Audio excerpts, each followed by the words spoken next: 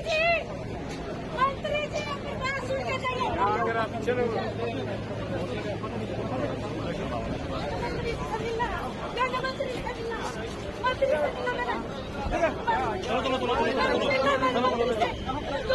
नमस्कार, स्वागत है आपका राज की नीति चैनल में। कुरुक्षेत्र में 31 जुलाई को प्रदेश सरकार द्वारा शहीद उधम सिंह के शहीदी दिवस पर राज्य स्तरीय कार्यक्रम का आयोजन किया गया। इसमें मुख्यमंत्री मनोहर लाल मुख्य अतिथि के तौर पर शामिल हुए और 2 जिलों के कम्बोज वोट पर निशाना साध गए। इतना ही नहीं, कम्बोज सभा द्वारा रखी गई मांग पर मुख्यमंत्री ने कुरुक्षेत्र, करनाल और शाहबाद में निर्माणाधीन धर्मशालाओं के लिए 47,76,076 रुपए देने की भी घोषणा की। साथ ही कुरुक्षेत्र की कम्बोज धर्मशाला के लिए स्थानीय सांसद नायब सैनी की ओर से भी 11 लाख रुपए की घोषणा स्वयं मुख्यमंत्री ने ही कर दी। इस तरह इस कार्यक्रम के जरिए प्रदेश सरकार ने कुरुक्षेत्र और करनाल जिलों की कम्बोज वोट बहुल कई विधानसभा सीटों पर निशाना साध दिया। आइए अब जानते हैं पहले कार्यक्रम के बारे में। कुरुक्षेत्र की अनाज मंडी में रविवार को शहीद उधम सिंह शहीदी दिवस का आयोजन प्रदेश सरकार द्वारा किया गया। हालांकि यह पूरी तरह कम्बोज बिरादरी पर ही फोकस रहा और इसमें अधिकांशतः कम्बोज नेताओं को आमंत्रित किया गया था। कार्यक्रम के संयोजक भी पूर्व मंत्री कर्णदेव कम्बोज थे। मुख्यमंत्री ने अपने संबोधन में कहा, यह प्रेरणा का विषय है कि आज़ादी के मतवाले शहीद उधम सिंह को श्रद्धांजलि देने हम यहाँ पहुंचे हैं। आज हम शहीद उधम सिंह के बलिदान को भुला नहीं सकते।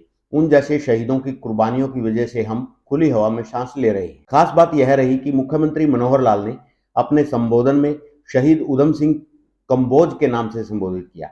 उन्होंने कहा कि शहीद उधम सिंह कम्बोज ने इंग्लैंड जाकर जनरल डायर को 3 गोलियां दागकर जलियांवाला बाग हत्याकांड का बदला लिया और बहादुरी के साथ वहीं खड़े रहे, भागे नहीं। कोई आवाज नहीं है और कोई आवाज नहीं। कितने गया जोर करता भाई, भारत माता के। अभी तो पिछली पहुंची आवाज दूर तक बतानी है, भारत माता के। बहुत बहुत धन्यवाद। सर्वप्रथम मैं आज इस मंच से यहाँ शहीद उधम सिंह जी का 83वां शहीदी दिवस इस नाते से हम यहाँ एकत्र हुए हैं। मैं शहीद उधम सिंह जी के चरणों में उनको श्रद्धांजलि देते हुए शत शत नमन करता हूं। प्रेरणा का हमारे लिए विषय है कि आज हम देश की आजादी के मतवाले जिनके बलिदान से उस समय की पीढ़ी को देश की आजादी के लिए प्रेरणा मिली, ऐसे शहीद उधम सिंह जी के शहीदी के उपलक्ष्य को उनको श्रद्धांजलि देने के लिए आए हैं। जैसे भाषण देकर जनरल डायर बैठे, बड़ा अफड़ कुर्सी पर बैठे बैठे 3 गोलियों से मार दिया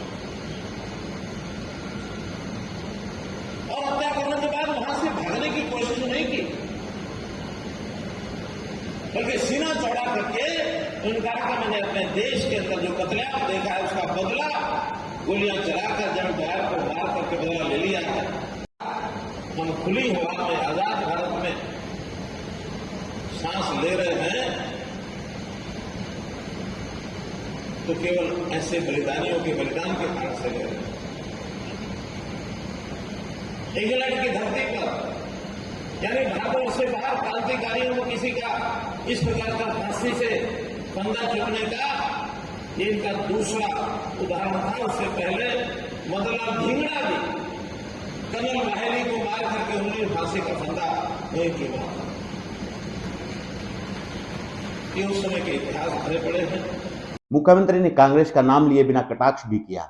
उन्होंने कहा कि हमारी सरकार शहीदों का सम्मान करना जानती है, जबकि 60-65 साल से शहीदों के सम्मान के लिए कोई प्रयास नहीं किए गए थे। उन्होंने कहा कि महापुरुषों के बलिदान व उनकी शिक्षा जन जन तक पहुंचे, इसके लिए सरकार ने संत महापुरुष सम्मान एवं विचार प्रचार प्रसार योजना बनाई है। इसी के अंतर्गत महापुरुषों व संतों की जयंती और शहीदी दिवस सरकारी खर्च पर मनाई जा रही हैं। मुख्यमंत्री मनोहर लाल ने कहा कि प्रधानमंत्री नरेंद्र मोदी अंत्योदय के भाव से काम कर रहे हैं। उनके लिए भारत सर्वप्रथम है। हमें देश का भला करना है तो देश हित में काम करना होगा और हरियाणा सरकार भी अंत्योदय के भाव से ही काम कर रही है। दुनिया में हमारा देश आजादी के बाद जिस गति से आगे बढ़ जाना चाहिए था, शायद उसमें कुछ कमी रही। हम और जापान एक साथ आजाद हुए थे, 1 साल के अंतर में। जापान अपनी देशभक्ति के सहारे दुनिया के अंदर आज पहले 5-7 स्थानों के अंदर ही अपना नाम कमा गया, क्योंकि जन जन में देशभक्ति की भावना थी। लेकिन हम लगातार देश की आजादी के 60-65 साल तक स्वार्थ में डूबे रहे। हमारी शिक्षा में से नहीं हुई, हमको उस प्रकार की दिशा नहीं दी गई। हमारे राजनेताओं ने उस ओर सोचा नहीं। मैं आभारी हूं, मैं धन्यवाद ज्ञापित करता हूं हमारे देश के वर्तमान प्रधानमंत्री श्री नरेंद्र मोदी जी को कि अब उन्होंने सब कुछ जो काम करना देश के लिए करना, ये देश की जनता को दिशा देनी शुरू कर दी। उन्होंने कहा देश पहले, बाकी सब बात। एकता के सूत्र बांध के हमको चलना चाहिए, यही देशभक्ति है। यदि हम ऐसा करेंगे तो निश्चित रूप से हम ऐसे सब महान क्रांतिकारियों को जो बलिदान हुए उनको सच्ची श्रद्धांजलि यही होगी। भगत सिंह हो, सुखदेव हो, राजगुरु हो, मदनलाल धींगड़ा हो, उधम सिंह कंबोज हो, बिस्मिल्लाह खां हो, जितने भी नाम लिए जा सकते क्रांतिकारियों के, उन सब के प्रति सच्ची श्रद्धांजलि रखनी।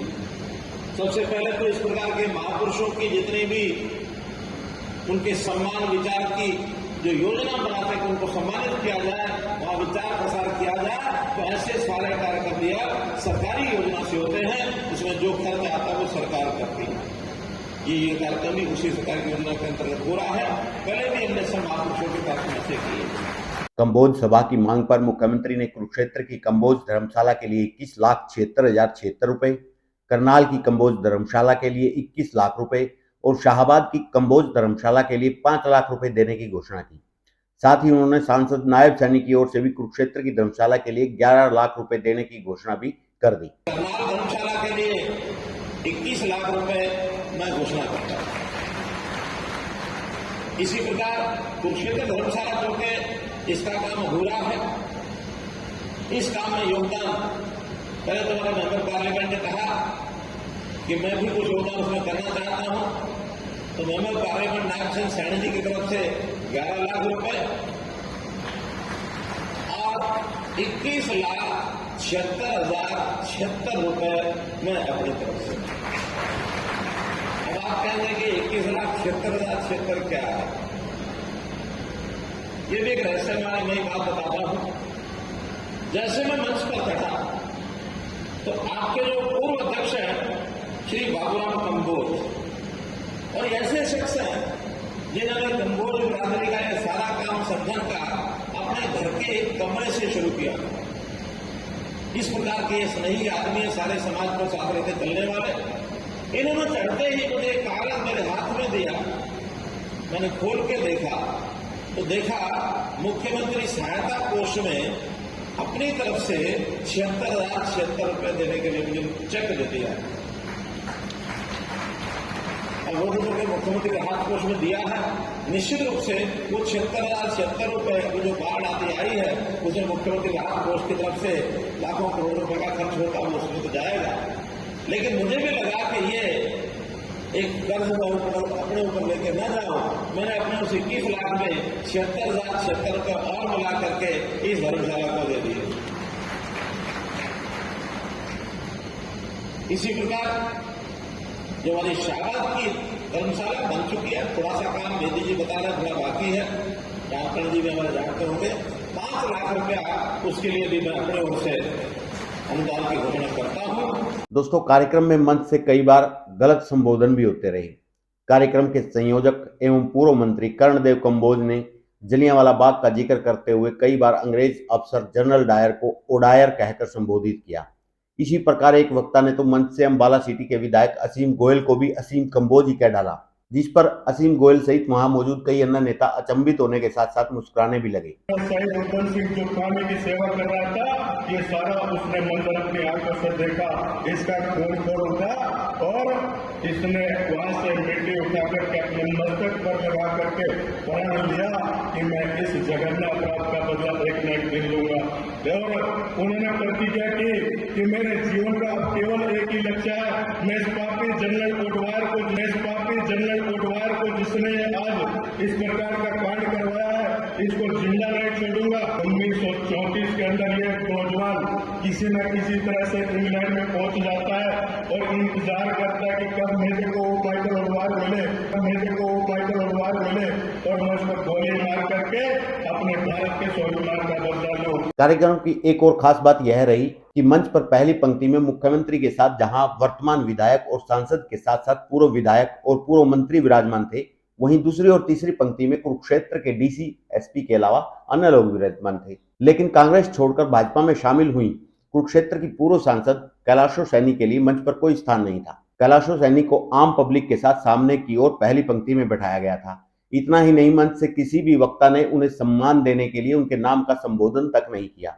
एक तरह से पूर्व महिला सांसद की पूरी तरह से उपेक्षा ही की गई, जबकि पूर्व विधायक पवन सैनी का नाम कई बार लिया गया, लेकिन वे कहीं भी दिखाई नहीं दे रहे थे। कार्यक्रम में थानेश्वर के विधायक सुभाष सुधा, अम्बाला शहर के विधायक असीम गोयल, शाहबाद के विधायक रामकरण काला, सीएम के राजनीतिक सचिव कृष्ण बेदी, महंत बाबा ब्रह्मदास, जजपा के प्रदेशाध्यक्ष सरदार निशान सिंह, भाजपा के जिलाध्यक्ष रवि बतान, पानीपत से मीना कंबोज, बाबा महेशमणि, उपाध्यक्ष धूमन सिंह किरमच, चेयरमैन धर्मवीर मिर्जापुर, गन्ना बोर्ड के सदस्य doctor Jasvinder Khaira, CM eminent person Pradeep Jham सहित अनेक गणमान्य लोग शामिल रहे। मुख्यमंत्री कार्यक्रम समाप्ति के बाद साइड में लगे पंडाल में भी पहुंचे, जहां आए हुए मेहमानों के लिए खान पान की व्यवस्था की गई। वहां कुछ लोगों से मुलाकात के बाद जब मुख्यमंत्री लौट रहे थे तो एक महिला मंत्री जी चिल्लाते हुए दौड़ती आई, लेकिन जब सिक्योरिटी गार्ड्स ने सीएम और उस महिला के बीच में घेरा बना लिया तो महिला चकमा देते हुए वहां खड़ी गाड़ी के दूसरी ओर से मुख्यमंत्री की गाड़ी तक पहुंच गई। लेकिन सीएम साहब तब तक गाड़ी में बैठ चुके थे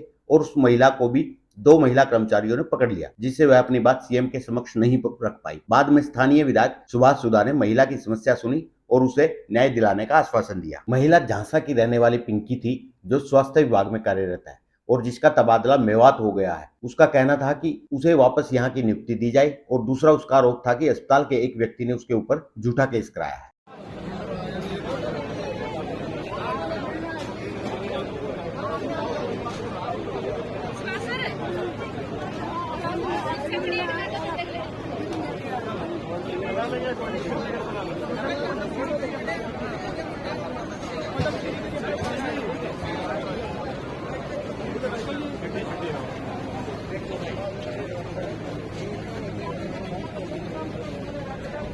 मंत्री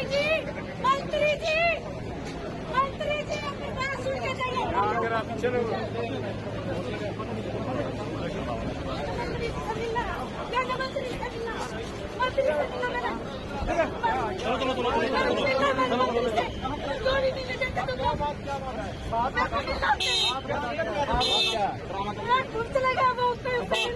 अरे बता दो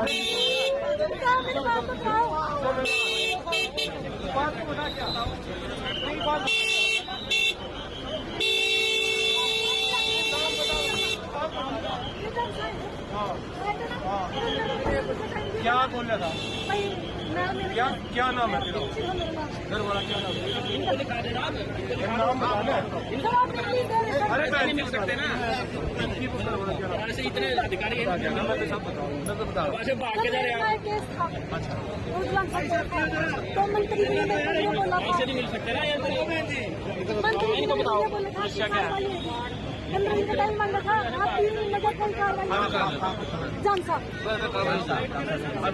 क्या ये हॉस्पिटल का केस था, ये रतन दास का केस था। अच्छा लोग ताली में मेरा नाम लिखाया। तो सर मैं केस बुक करेंगे। आप दोषी आपकी हो जाएगी। हमने लिखवा दिया मुख्यमंत्री। मोबाइल नंबर दे दो, मोबाइल नंबर नाम बता दिया 756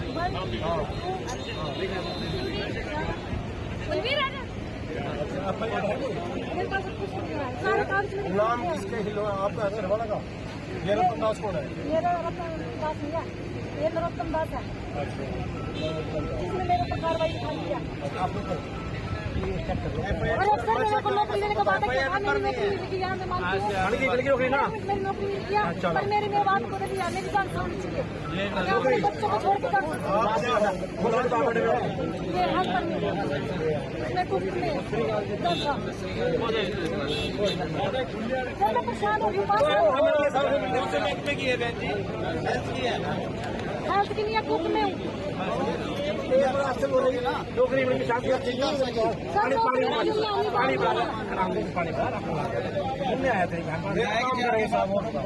पानी लेगा, ये पानी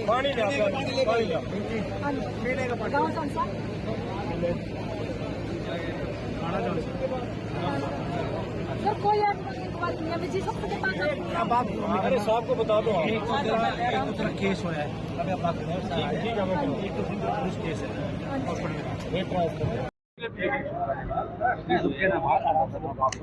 मेरी क्लास को होने वाले की जो है फिर मैं जाना चंडीगढ़ दूसरा केस हो जाएगा बस वो जो बात है और इसका है ना कोई केस उठा है क्या मेरी ट्रांसफर है ना अपना नंबर दे दो। वहाँ हो रही है ये बात में दोनों दे दो कॉन्ट्रैक्ट में अभी क्या मामला था सर, इनका बताएंगे थोड़ा। ये झांसा की रहने वाली है हमारी बहन, तो ये पिंकी है। इसकी एक तो ट्रांसफर है, इसकी अभी इसको नौकरी मिली है सरकार की तरफ से, बड़ी अच्छी बात है, इसको नौकरी मिली है और नौकरी के साथ साथ इसकी ट्रांसफर वहाँ हो गई है मेवात में। तो ये एक तो ट्रांसफर चाहती है कि मेरी आसपास के क्षेत्र में हो जाए सीएससी में।